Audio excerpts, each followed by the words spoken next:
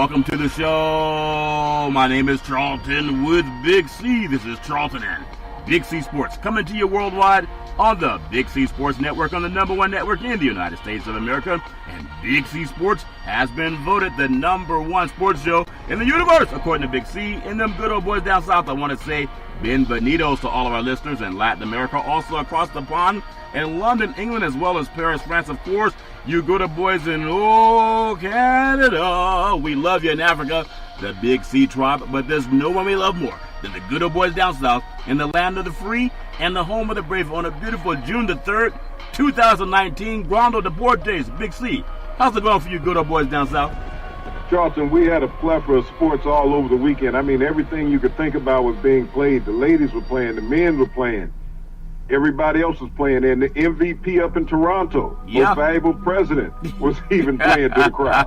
Yeah, I was so excited about that. There's a lot going on. College World Series for men and women happening all over this great country. UCLA and Oklahoma, they're going to decide what happens on the softball field. That should be a national championship football game, Big C, but we'll see what happens. The Bruins got to keep their part of the bargain, and a lot happening in hockey. Man, the Blues, they got knocked around. I thought I was watching the Joshua and Ruiz fight, Big C, when I saw the Blues get knocked out by the Boston Bruins. It's all fair in love and war. I want to say today's show is sponsored by your Northern California Cadillac dealers, home of the all-new Cadillac Escalade, the standard of the world. When you go by and test drive yours, tell them Charlton and Big C sent you. Before we even get into a lot of things that are happening in the sports universe, I just want to make sure that we follow up with something that you talked about last week, Big C, in the month of May. For the National Suicide Prevention Hotline, whether it's a veteran or anyone going through something, you know, we know what happened on the East Coast with another shooting last week. And, you know, hopefully if someone's going through some pain, they can call out instead of hurting other people. Just call for the help. 800-273-8255, 800-273-8255, or you can text 838-255. That is 838-255. Big C, that's a great number for a lot of people to call if they have an issues. Big C, your thoughts? Charlton, there's so many Americans with various issues, whether it's a veteran, whether it's law enforcement, or just as a normal layman citizen, Charlton. And so many people suppress things. You know, we've been brought up in a society where everybody said you can't just share your feelings with everybody. You got to be tough, especially as young boys. Everybody told you got to be tough, that there's no crying, and, you know, you got to keep it inside you. Well, it's been festering in too many people in this country, Charlton. And the Suicide Prevention Hotline is a great asset for Americans to reach out and utilize it, not just for yourself, but somebody you know that's in pain. And I mean, we're a country of so many great things, Charlton, so many opportunities.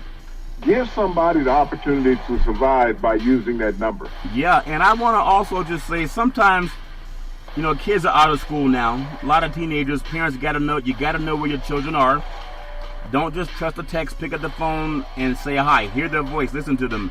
And this is just a message for people that are going through issues. Sometimes you have people who try to bully you. Somewhere in the universe, somebody's trying to bully somebody. Well, bullies are cowards because they do it behind closed doors. They don't tell you their name. They call and disguise their voice on the phone because they're cowards. Law enforcement can track everybody where they are anyway. So if you, and I know from women and me, even men that tell stories about how some coward person is trying to bully them, Big C, by disguising their name on the phone. So they'll call them with the disguised name. Or some people just have whatever shenanigans. But one thing they don't do is they never say who they are because they're cowards. But law enforcement knows every phone call that's made, you're being tracked by what's called a ping on the tower. Even if they have the phone number that says, what's it called, an undisclosed number or whatever it is, it doesn't have the phone number pop up or the name. Give me your advice on what you say to people who are being bullied by some coward, changing their voice, calling and trying to scare somebody. Just call the police and report it, Big C. They got the ping from the phone. Your thoughts? Well, bullying has gone on for decades, Charlton, in this country, and normally we see it start in school with young kids. But it resonates into adulthood, you know, and bullying comes in many different forms, verbal, physical, electronically, Charlton. But we're in a society that people have too much access, and everybody's protected by this First Amendment right. And this First Amendment right shields so many cowards and dastardly people, Charlton, when you look at it, because you just can't go up and arrest somebody for what they say, because they'll use their First Amendment rights. But call that hotline if you ever think that there's a crisis in your life. Don't worry about what other people's thoughts are. Take care of your own personal needs at that time. That's very true. And one more thing I'll say on this, because I know a lot of people deal with the clergy, but there's some crooked people in churches too. There's some crooked people that hide behind this Word of God or the Bible, and they get their own garbage going on. And sometimes they even bully people. And I talk to a lot of elderly people, and sometimes there are even some clergy that will call and say, you know what, your tithes aren't enough. You're not tithing enough.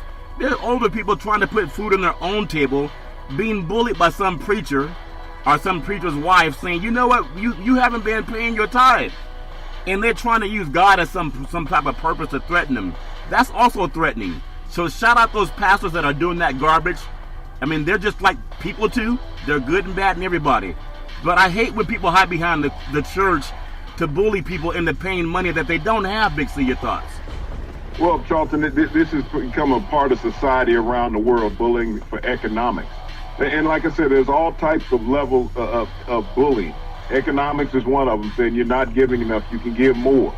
They do this, based on faith, telling you that your faith, that you're going to be punished, you're not going to receive the blessings. You're blessed every day when you wake up. That is the greatest blessing that anybody can ever have in life, is when you wake up, because after that, everything is downhill. You start dealing with problems. Yeah. But you're blessed when you wake up. Don't think that somebody else can give you something that you don't have. Yeah, that is so true. And for those of you who think that the First Lady is going to call you and she's going to tell you something for the pastor's sake, she got her own problems. Let her find out what her husband's doing. But maybe he should give more money instead of getting in your business. That's just a personal message to people, because I know too many elderly people who feel like God is going to punish them if they don't give the church enough money. What garbage. If you're going to give something, give it out of your heart, not because you're being threatened. Again, 800-273-8255, 800-273-8255, or you can text 838-255, that's 838-255. I want to get on to something about being bullied, because you can be a bully in the ring, but at least you have someone who's your same, or at least your equal, I would say. Allegedly your equal. You're not the equal when you hold a lot of power over somebody. But in Madison Square Garden, and we were talking about it just on Friday, Big C, for the fight on Saturday. And you had said, I was saying, Big C, they got to find a way to punish people for not, for dodging people, dodging the big fight. And as you said, they can't fight everybody, because you make more money by having an undefeated record. You make more money by being the guy that's unbeaten. It doesn't make any sense to challenge someone who can take your head off. But it happened in Joshua and Anthony Ruiz. He defeated Anthony Joshua in Madison Square Garden. He became the first heavyweight champion of Mexican descent. Big C, your thoughts?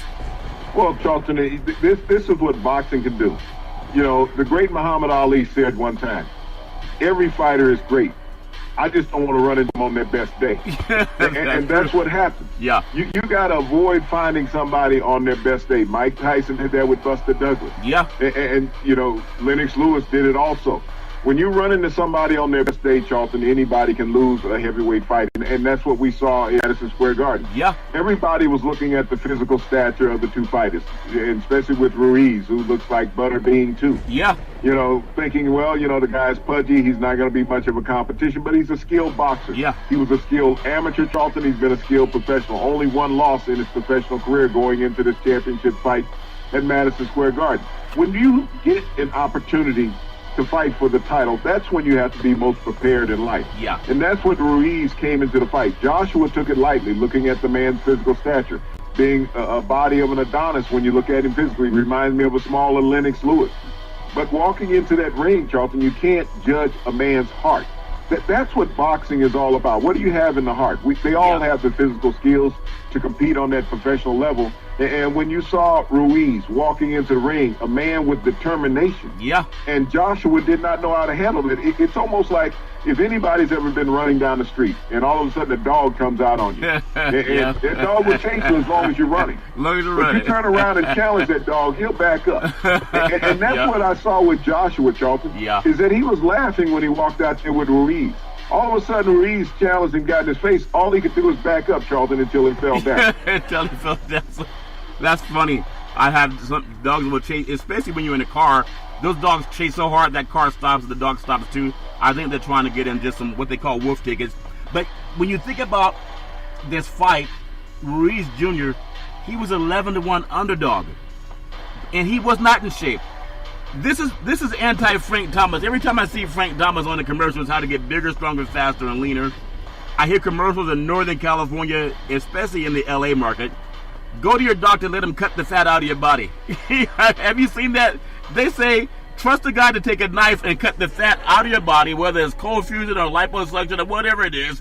And Ruiz said he's going to be who he is. He is who he is. And he showed up, extra pounds and all, and he showed that skill is more important than looks. Big C, that make any sense? Well, you know, Charlton, everybody's not going to be a chiseled bodybuilder. It's like looking at some offensive linemen in some locker That's rooms. right. I mean, there's a lot of bad bodies in there Yeah. when it comes down to offensive linemen compared to defensive linemen. Yeah. And that's basically I what you had in the noticed you ring. said offensive lineman. You didn't say the defensive guy. Oh, no, defensive lineman was very sexy. Yeah. Offensive line, we just call that the bad body group. That was that Yeah. section of the locker room when they had the BDs over there. And so, but when you look at boxing, it's like I said, you can't judge a man but based on his heart when you look at his physicality. George Foreman, in his second half of his career, he was not the most sleekest of fighters, Charlton. Yeah. He came out into the ring, and he was always 40 to 50 pounds heavier, if not 60 or 70 sometimes, than his opponent. Yeah. So he wanted to lean on someone and get him tired, but also you can absorb a punch a little more. You have a little extra padding, Charlton. And by Ruiz being the shorter of the two fighters, you know, he was always, his opponent's always going to have to fight down at him. Yeah. Ruiz is coming up, chopping trees like Mike Tyson would do. Yeah. And so you always have the advantage because you're fighting with leverage all the time. Joshua was trying to find this guy, even as big as he was, he couldn't hit him consistently. You said something that kind of caught my attention. You said that he had this smile on his face. You know how he said Tiger Woods laughs too much and he smiles too much like he's having a good time? That's not how you are when you go into heavy competition expecting to demolish your opponent or at least defeat your opponent. You're not in there laughing and giggling, acting like you're going out to have a libation. You're going there and you don't care about being their friends. And when you said that, is that what you said you saw in Joshua, that he was laughing instead of having that stern look on his face? Big C, your thoughts?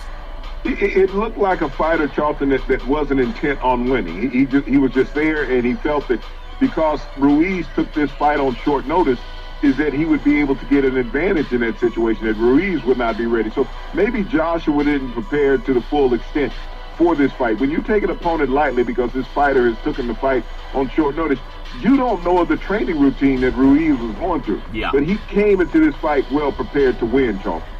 I remember you told me there was a time when Mike Tyson had that fight against Spinks. I think it was Michael Spinks.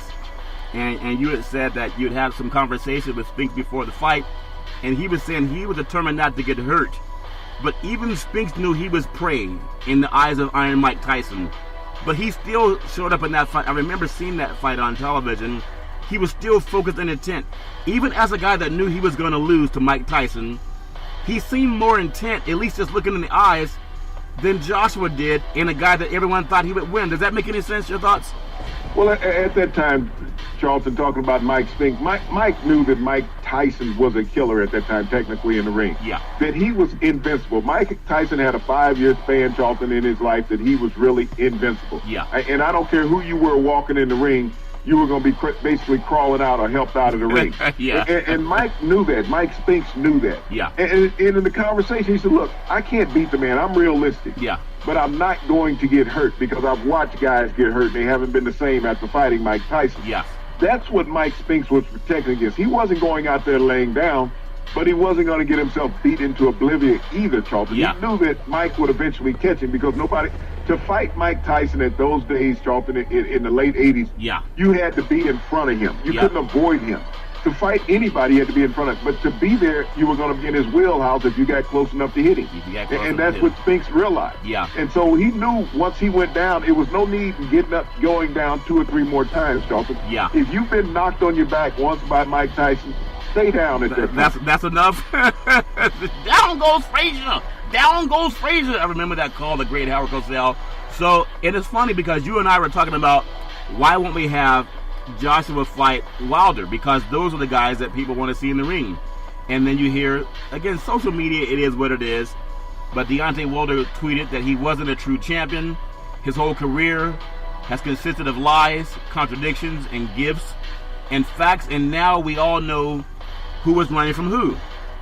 And I think whether that's true or not, I just think part of it was he wasn't prepared for this fight because it was a late addition. But any guy that goes into a ring and you're not prepared for it, could that same mistake happen to Wilder? I don't know if it could, because I doubt if it could. But could it happen to him where someone switched fighters on him in the last few minutes and he didn't have the chance to prepare, take the guy lightly, and gets knocked out too? Also, your thoughts? Well, that can happen in any sport. I mean, we're seeing it right now in baseball. In basketball, when guys don't have their legs. Yeah.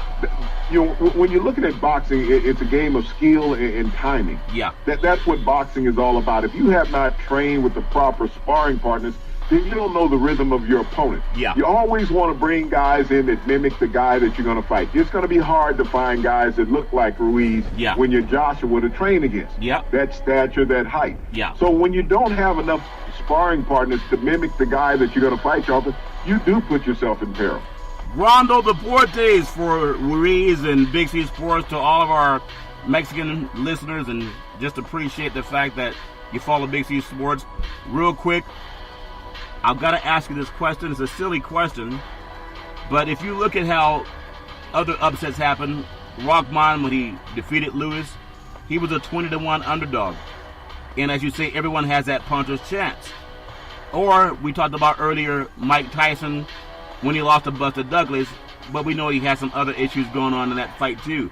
But I still think Tyson took Buster Douglas, took him lightly for some. That's what I feel. Do you feel this fight was more shocking than Rockman and Lewis? I don't think any fight was more shocking than Tyson and Douglas. Big C, your thoughts? Tyson's loss was the biggest upset in heavyweight history that I've ever witnessed. People will talk about Sonny Liston and Muhammad Ali, earlier Cassius Clay, prior to becoming that, Charlton. Yeah. But when you saw this fight here with Ruiz and Joshua did take this fight lightly. He was not prepared. He didn't think that he would get much of a challenge from Ruiz in this fight. Yeah. But he woke up the next day and found out the belt was gone. The belt was gone. That's so funny. So Joshua's first career loss, 22-1. Ruiz, 33-1, 22 knockouts, 7-round TKO. I'm going to ask you a dumb question. I think he knocked him down 4 times. Ironically, when the fight was stopped, he was standing on his feet. Should the champion be allowed the benefit of the doubt? You knock him out by having him on the canvas, not standing on 2 feet. Big C, that make any sense, or were you trying to keep him safe? Well, Charlton, you have to keep safe. I mean, we've had so much discussions about CTE, especially in the NFL. Yeah. Think about boxers. They hit in the head constantly without a helmet on. Yeah. Just like with hockey players. One of the things that's been done by the NHL is the CTA with hockey players before the equipment became more modern, Charlton. And even with the modern equipment now, they get slammed into the glass, onto the ice. Yeah. They're floor checked all the time.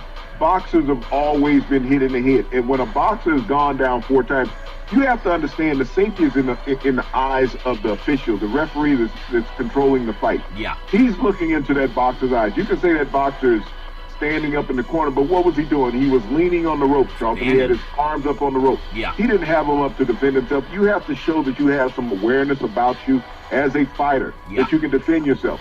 He was not displaying that to the referee, Charlton, that he could defend himself, so he rightfully stopped the fight. Yeah, and I agree, but I know every fighter thinks the fight was stopped too soon. Even guys that got knocked out said, I was going to get up, and I just need another 30 seconds, Big C. So I understand the officiating crew, the umpire, the referee did the right thing in that fight. We blame officials, umpires, we blame everybody. But when you stop a man from being in the ring, I think that's important. Now, I know POTUS is across the pond. He's in England. And now, this is real talk. People can like who they like. We don't care. You're all adults.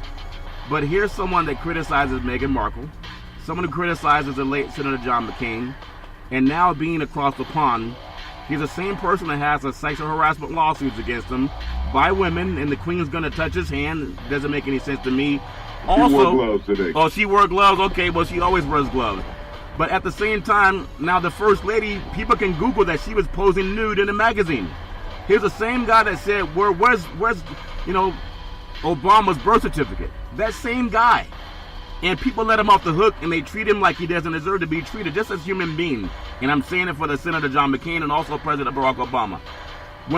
First of all, I want to get your thoughts about across the pond, and the Queen did wear gloves, Big C, before she shook his hand. Your thoughts? Well, Charlton, this is a state visit, to leave our country and to go to another country and mock the officials and dignitaries in another country, Charlton. You're blasting the mayor of England on Twitter. You're blasting the new Duchess, saying that she was a nasty, mean person, Charlton. I don't know if you've ever looked in the mirror. And then to send out a tweet saying he never said that, but there's an audio recording of his voice saying that. I wonder, when he gets up in the morning and gets out of the shower, once he pulls that hair from off his face and stuff after it's falling down, after it's gotten wet, does he ever look in the mirror and actually see the person that he's thinking about? I don't know. Probably not, Big C. It's all fair in living world, but I want to juxtapose that. And people can like who they want to like. There's some people that it just doesn't matter. Like the movie Django. Boss, we sick? We sick, boss? That's what the mentality of some people, and it comes in all cultures. What I love about Canada, among many things, they have health care for everybody. Some people say, yeah, but you got to stand in line. Well, at the end of that line, you get some help. They do that at a fast food restaurant, stand in line. They stand in line, at fast food restaurants, but you don't get medical treatment after that. But what I was impressed by with Canada, and I know you've traveled all over the world, they showed such affinity and respect for President Obama, who's never had any type of lawsuit brought against him. He's never had First Lady Michelle Obama spread ego in a magazine for the whole world to see her goods. He's never had that type of scandal. As a black man, President of the United States, and there's rumor that he was the second one, that was one of the original 13 colleagues, but I'm not sure. I think it was Henson. But for Canadians to chant MVP when President Obama was introduced, that's what the Queen should be shaking the hands of, not some guy who has all the scandal and the Stormy Daniels garbage going on. That make any sense, Big C? Well, President Obama was a world dignitary, Charlton. He carried himself with class. He was never scandal-laden as the president, before the president, or even after the presidency, Charlton. He was what a head of state is supposed to represent. Even with all the vitriol he had to deal with from his own country, Charlton, half of the country not appreciated because he was an African-American. He was a man of color. Yeah. That was the hatred of President Obama, not his stance in office and his politics. It was his complexion that most Americans disliked when you're thinking about mainstream. But to have that type of representation of our country, that our former president, Charlton, can go up to a foreign country and be recognized with respect from that foreign country, that means you did something good on a world stage. Well, for people who say that sports and politics don't mix, in Canada, at an NBA Finals basketball game, the crowd was chanting MVP for President Obama. It shows that the love and the respect and the class of the Canadian citizens. Yes, politics and sports does mix. And I know oftentimes, as a person of color in the United States of America, people think that we don't understand what racism is, like our psychic energy can't feel it, or like we're too dumbed down to sense it, because a lot of us are just trained to know who won the game, and that's a joke. So congratulations to President Obama, represented our country well, even as a former president. I want to just start where he was. In Canada, in this critical game for the Golden State Warriors, I thought Boogie Cousins came up great for the Golden State Warriors, 11 points, 10 assists, and 6 rebounds. Toronto Raptors, they were led by Kawhi Leonard, 34 points, 16 for 16 from the charity stripe. And there were many times that I thought he got the charity from knocking guys down and the fouls called on the guy who got knocked to the floor. 8 for 29 from the floor. Fred VanVleet, 17 off the bench. Kyle Lowry hit 13 before fouling out. And Siakam, he scored 12 points, 5 for 18 shooting. I think he only had 1 point in the second half thanks to Draymond Green. Just give me your feeling about that game and what happened in Toronto, Big C, your thoughts. Well, when I look at this Toronto roster, Charlton, I have to think that they have all their starters intact. You have a wounded Golden State team, and that was the best they could come up with. Siakam had the game of his life in Game 1, 32 points. He was 20 points short of that in Game 2. Yeah. Came back to reality. Even though Kawhi Leonard led all scorers with 34 points, as you mentioned, he only made 8 shots from the floor, 8 of 29. He shot 32% from the floor in the game. Yeah. That meant that the defense from Golden State was tight all night long. Yeah. Not only that, he did not have one dunk in this basketball game. Think about that. Kawhi Leonard right now cannot rise. I know they're talking about the wounded Warriors in Golden State. Right. Kawhi Leonard has been hurt, Charlton. He can no longer rise. He is not an intimidating defensive presence. He is not intimidating anybody in the lane. He is trying to force himself to the basket because he can't get to the basket. Yeah. He is not moving off the cuts, Charlton. So there's a problem with them offensively. And you think about Kyle Lowry, he's been hurt. Yeah. But he is not providing the offense that they need from their lead guard in this game. Yeah. The bench from Toronto outscored Golden State's bench. But when you look at the starters, Golden State had 4 starters in double figures. Toronto only had 3. Yeah. And when you think about Siakam's 20-point fall off from Game 1, Charlton, that's the difference in the game when you look at it. And Golden State went on their typical third quarter run. And when you think about it, it started at the end of the second quarter when they scored the last 4 points of the second quarter. Yep. And the first 18 points of the third quarter. So there was a 22-point swing in Golden State.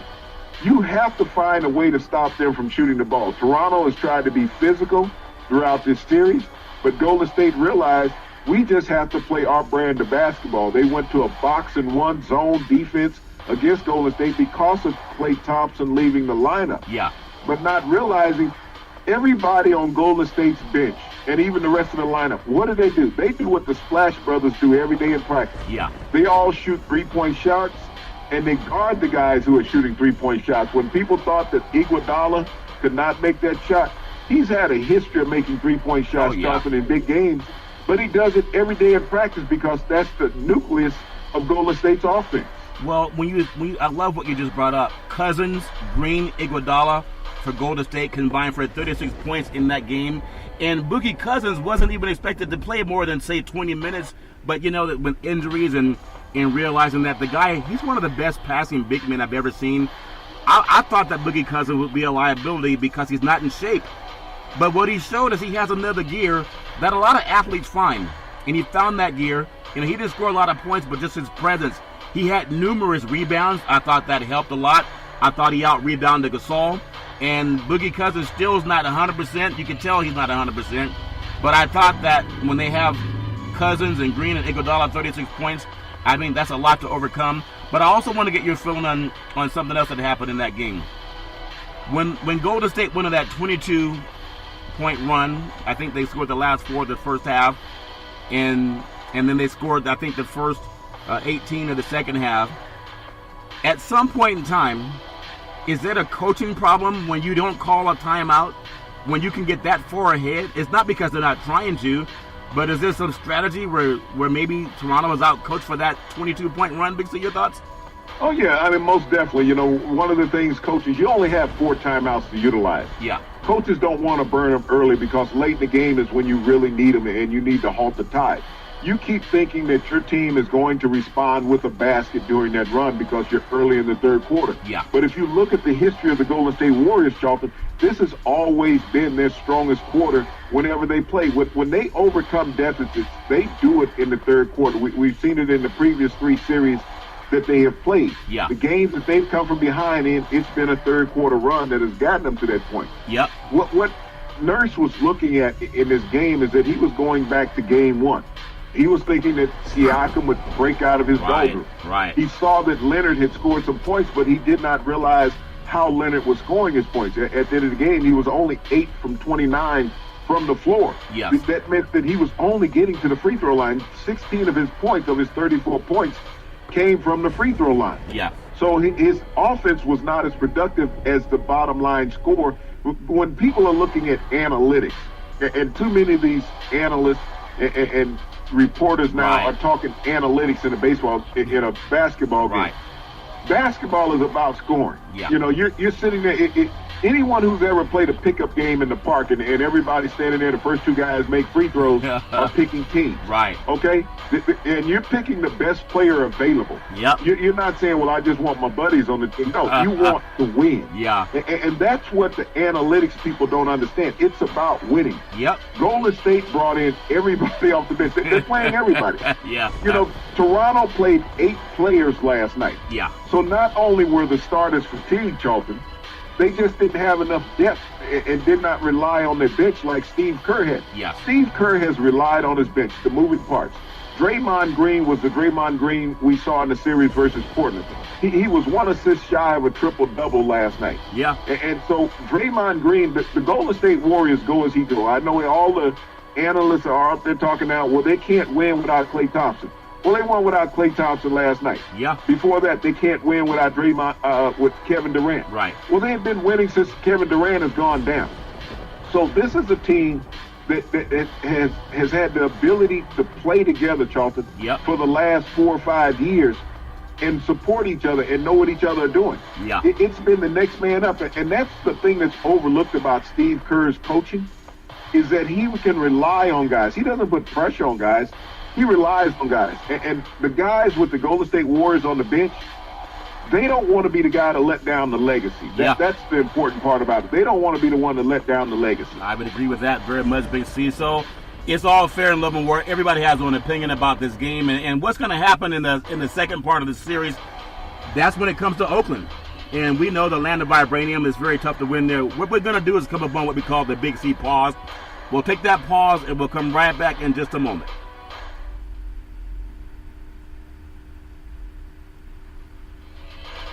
All right, we are back on the Big C Sports Show. Thanks for following Big C Sports. You can follow us every Monday through Friday at 5 to 6 p.m. worldwide. You can find Big C Sports on the iHeartRadio network.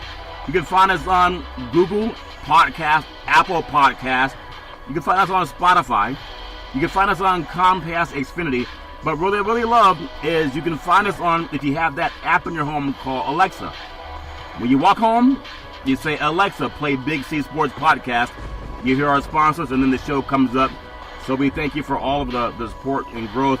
Also, we want to make sure that people know, if you have any type of issues, if you feel threatened, even if it's your pastor at the church, as people gossip in churches for some reason, and they're telling elderly people, they're not tithing enough.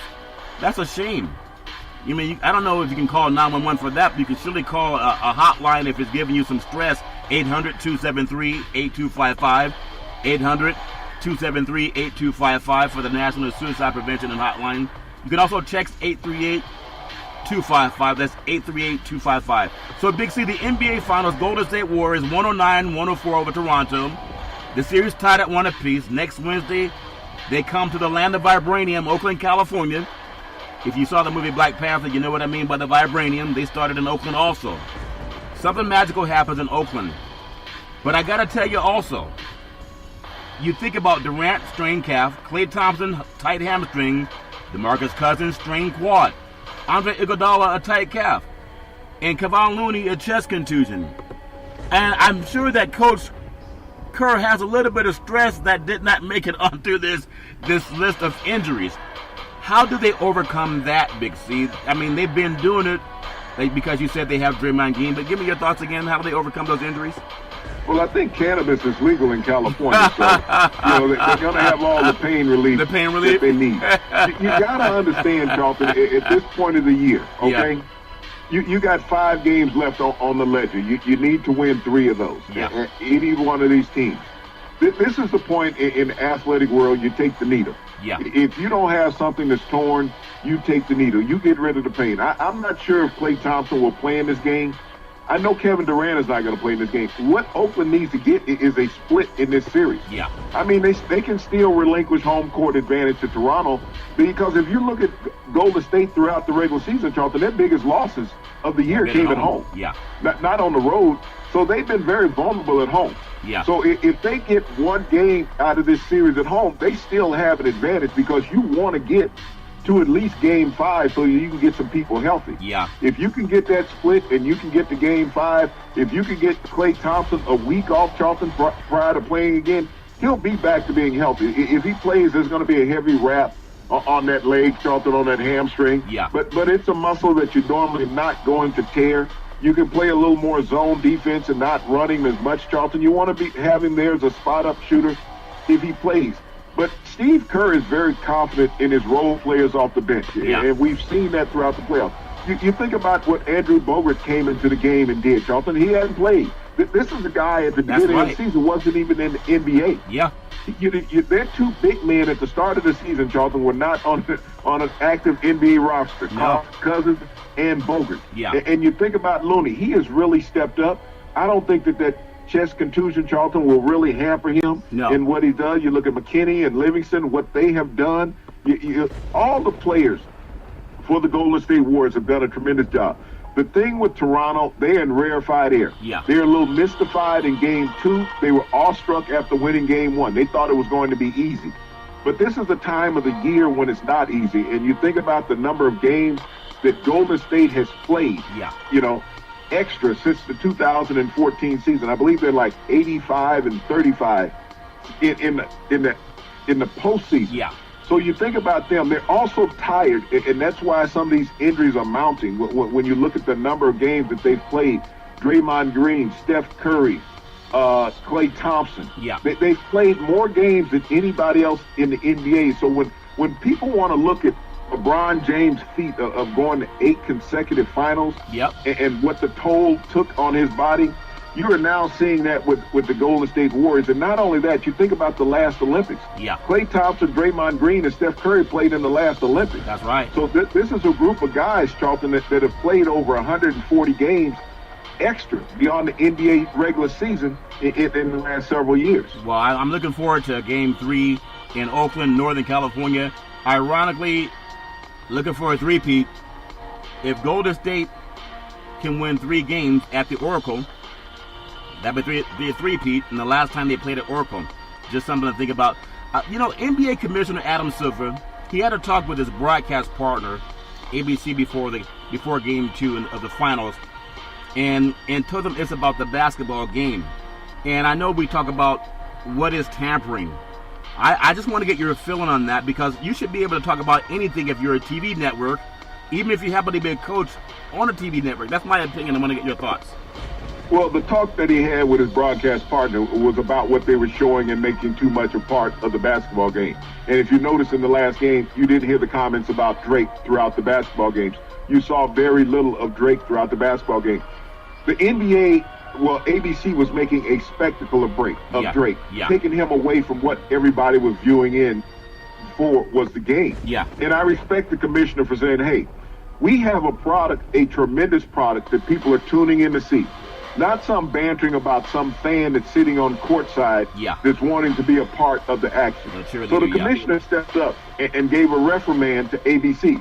Drake is not part of the broadcast. Yeah. If you're going to talk about Drake, you talk about everybody. You don't talk about a guy trying to sell records. We're not giving him free commercials out here. Yeah, no, that's a very good point. What we are doing is highlighting our players. Yeah. And you saw the back off from ABC on Drake's antics on the sideline. Well, that's good that happened. I'm glad the commissioner sticks up. People don't have to always agree with him, but it does seem fair, and he speaks his mind, and after all, isn't that what everybody wants?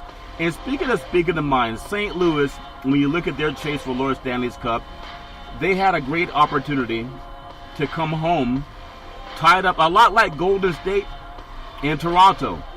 Now, I'm sure that Golden State doesn't want to have the same conclusion that St. Louis had, because St. Louis came back from Boston and they got what they wanted. They wanted a split against a better team. Well, if you think about, they got blown out in that game. It's as if, I don't know if they partied too much, but it's ironic that you said many times, sometimes people play better when they're on the road because they don't have all the distractions that you have when you're at home. And maybe that held true for the St. Louis Blues. When you look at what happened to them, it wasn't even close. 7-2, they lost to Boston after beating the Bruins in Boston, coming back home to a raucous crowd in an environment where people were just boiling over, and they got spanked. They were knocked out like the fight we saw. Big C, your thoughts? Well, Jordan Bennington couldn't have stopped a cold the other night, Charlton, in net for the St. Louis Blues. Yeah. I mean, he gave up 5 goals before being pulled out of the game, and the secondary goalie gave up 2 goals also after that. Yeah. But Boston was hot, Charlton. The thing about it, they've been attacking. And when you look at St. Louis, in regulation, they've only scored 6 goals in regulation. Each 3 games, Charlton, they've only scored 2 goals in regulation. They have not been getting enough shots on goal throughout the season. No. You know, and this reminds me of the 2003 NFL season when we had Super Bowl 48, when the New England Patriots beat the the St. Louis Rams, Charlton. Yeah. Is this, Boston and St. Louis all over again, round 2 from they're hoping 15 years ago? Yeah, they're hoping not. Well, that came down to a last-second field goal. This was a knockout punch from the start. They didn't need any field goals for this one to get done.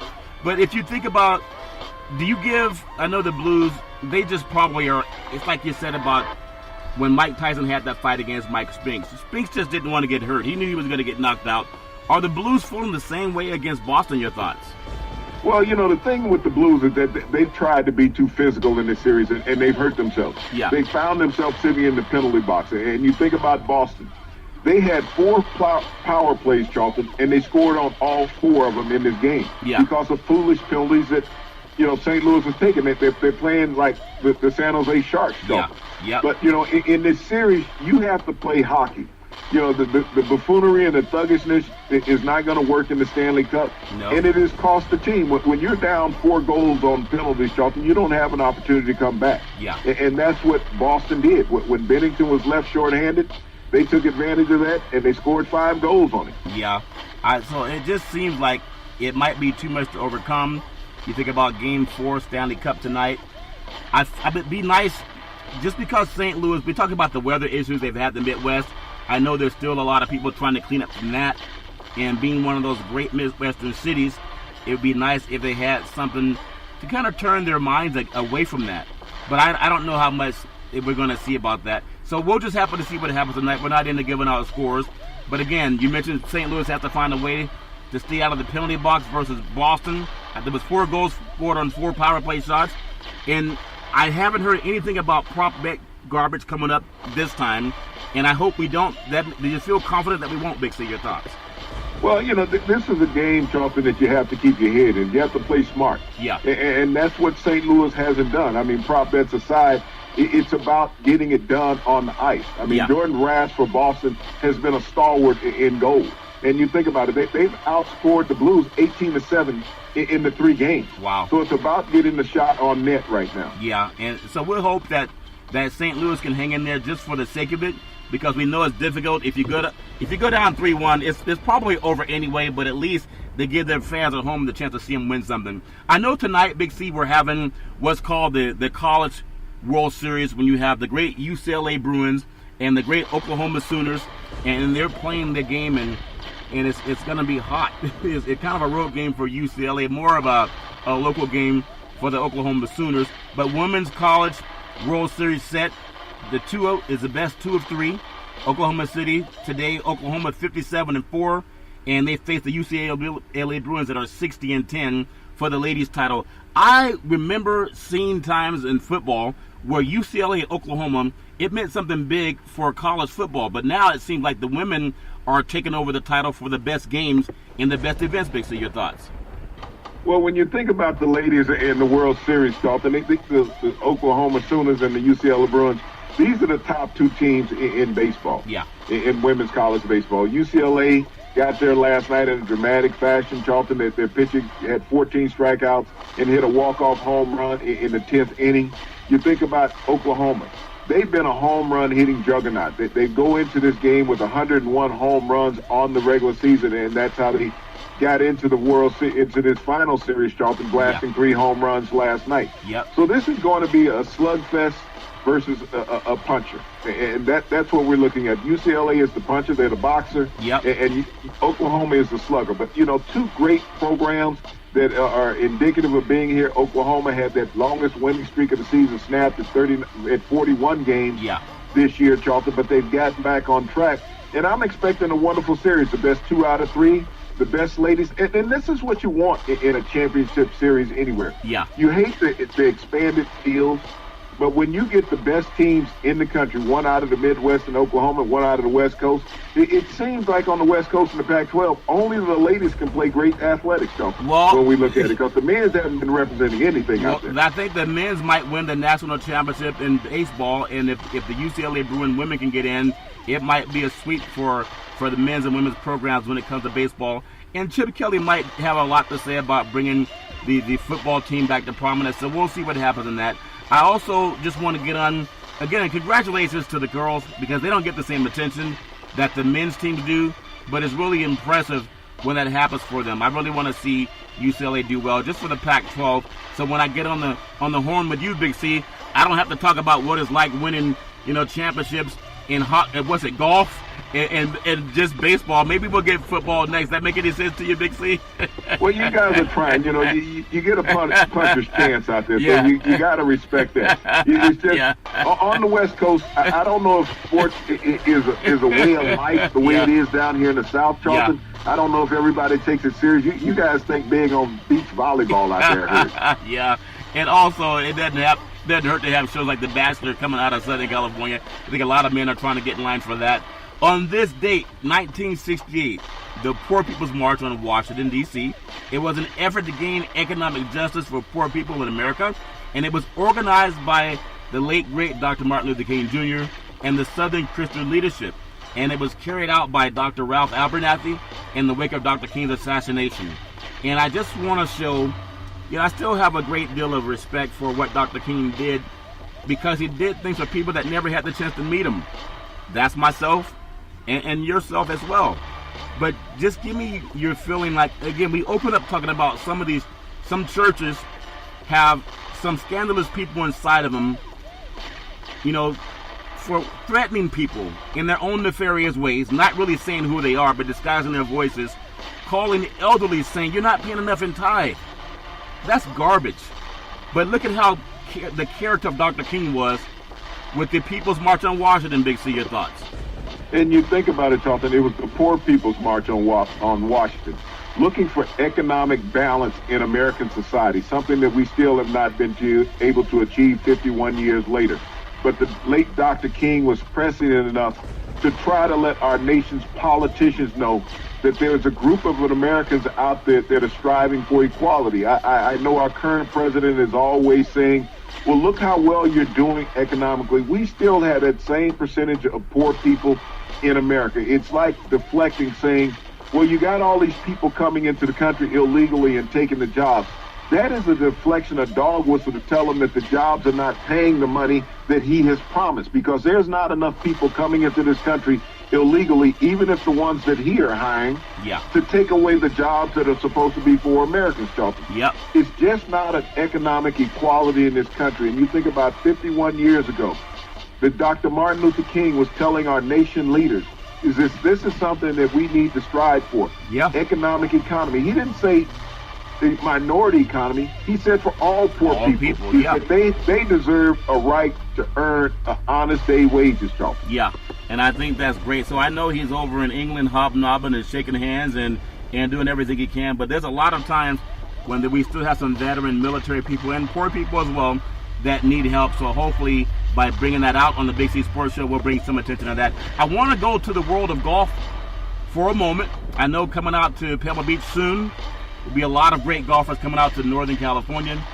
But in the Memorial Tournament, it was Patrick Cantlay that won the Memorial Tournament. Big C, he finished 19 under in the final round shot of 64. It's the lowest by a winner in tournament history.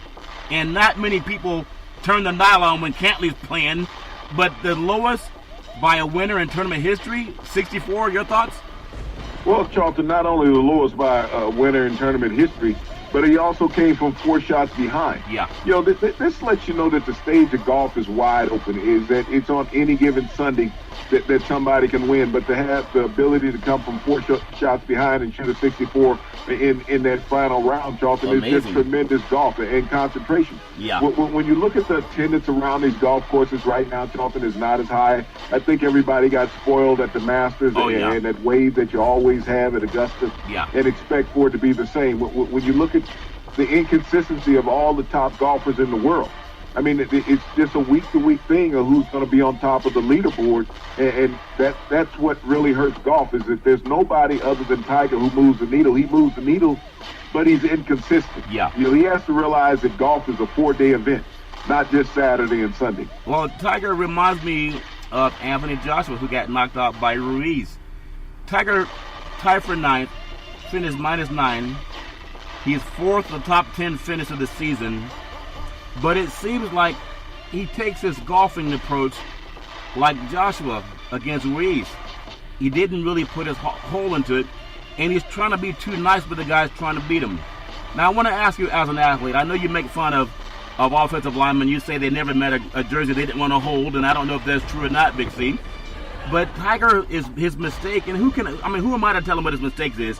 But for any athlete, why do you want to be friends with the guys you're trying to beat and they're trying to beat you? This doesn't make any sense. Shake hands after it's done, but he's smiling and trying to gallivant like he's running from office as opposed to trying to win a tournament. Your thoughts?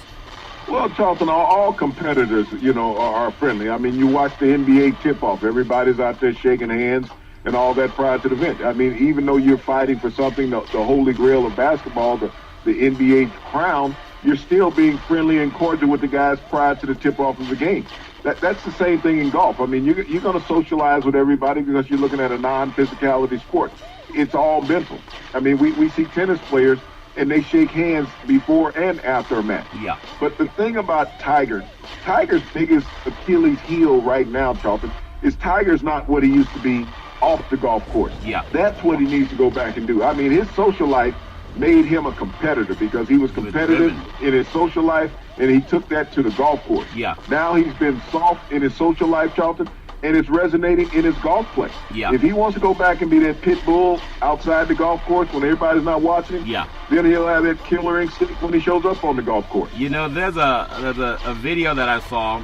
I think it was Kawhi Leonard, and there's another basketball player that used to play for Oklahoma City, and I don't know why it's still on my man right now, but he showed them there's certain things you can eat that makes you macho. Well, they were eating certain part of a cow anatomy, and I think he's number 9 for Toronto. His name's slips me right now. Serge Ibaka. Ibaka. I saw a video where he served up a part of the cow's anatomy, and I'm sure if anyone eating a sausage, we've eaten everything anyway.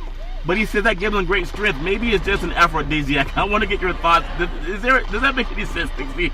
A lot of people eat mountain oysters, Charlton. It's a regular part of a lot of diets. Yeah. I mean, depending on where you're from. I mean, in the Midwest, they're called lamb fries. From sheep. Yeah. And everybody else call them Rocky Mountain oysters. But it's been a part of a lot of diets, and they've been known as an aphrodisiac, depending on the culture that you're in and how you prepare it. Well, so, I mean, when you look at Ibaka and the region of the world that he's from, Charlton, they don't let anything go to waste. Yeah. And so there's a lot of countries, Charlton, that food subsidies and whatever you may consume figures to have to give you great strength and vitality. Yes. And so that's one of the things Ibaka looks at from his native land. Well, that explains why Kawhi Leonard can play so dominant as well as Ibaka, Big C.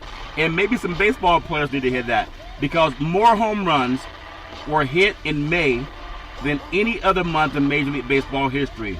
There was 1,125 home runs. That was a home run hit every 25 at-bats in May, the highest in Major League Baseball history. Yet Major League Baseball attendance is down for the 4th consecutive year, and no one talks about having Ibaka's diet. Big C, your thoughts? Well, Charlton, I want to go back a couple decades ago when they said that everybody was on steroids in a home run era when Barry Bonds and Sammy Sosa and Mark McGwire and Jose Canseco and many others were hitting the ball all over the diamonds, Charlton. Launching pads, as they would call them. Yep. And now more home runs are being hit today than in the alleged steroid era in baseball. Yeah. So what is the reason for this catastrophic jump in home runs? Everyone wants to say that the ball is juiced and not the players are juiced, but they're not checking for cork bats anymore, Charlton. No one examines anything. You're trying to find ways to get the attendance up, and they always say the chicks like the long ball. but evidently, the long ball is not bringing people into the Major League ballpark. Yeah, that's funny, Big C. I still gotta look into that dietary fiber. They said it's good fiber.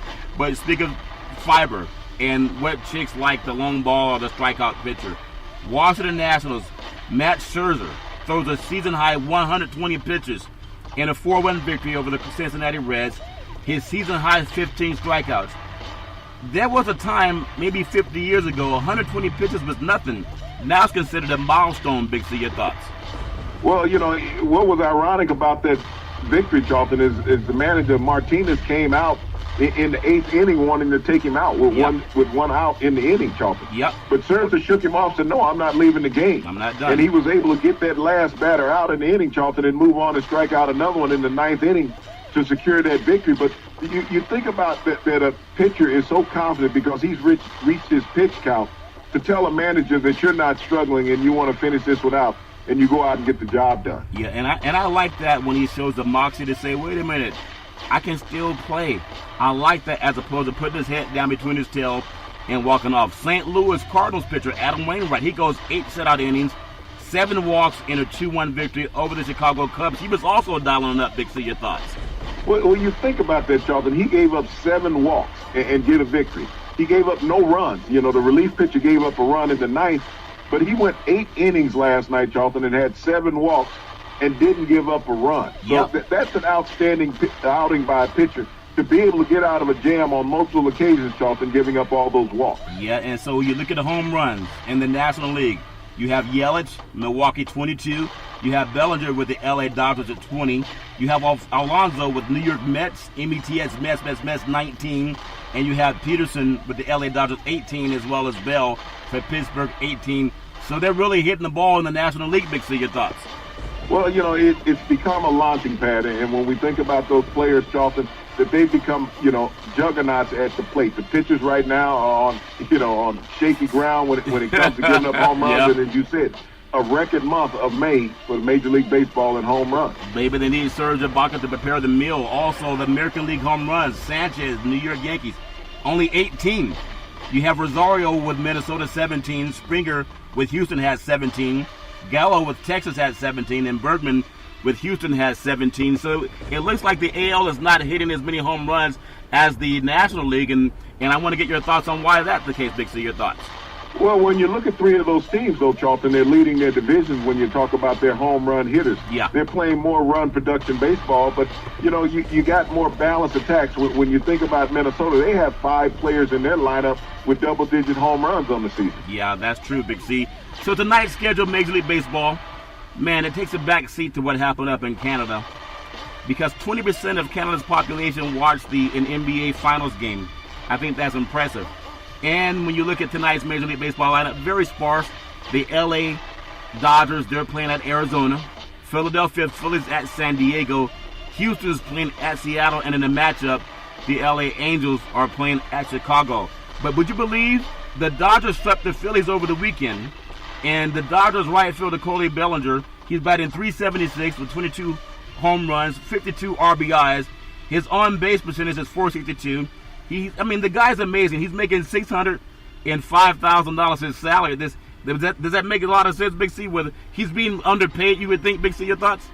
Well, according to baseball standards, Charlton, and this is a guy who's in serious consideration for the MVP of the National League, along with Christian Yelich, last year's MVP in Milwaukee. They're neck and neck in most major stats in the National League. Yeah, well, your friend Bryce Harper and the Phillies thought they couldn't win without giving them $330 million. That's what they said about Harper. But the Phillies right fielder Harper, he's batting .248, which last I checked is less than .250. He has 11 home runs, Big C. He has 43 RBIs. His on-base percentage is .360, 54 hits. His salary is $30 million. Now, for everyone that thought there's no way that they're going to fill the stadium in Philadelphia without bringing Harper, I wish everybody success. I would love to have $330 million, but we were saying this guy's highly overpaid, and his numbers back it up, Big C. Your thoughts?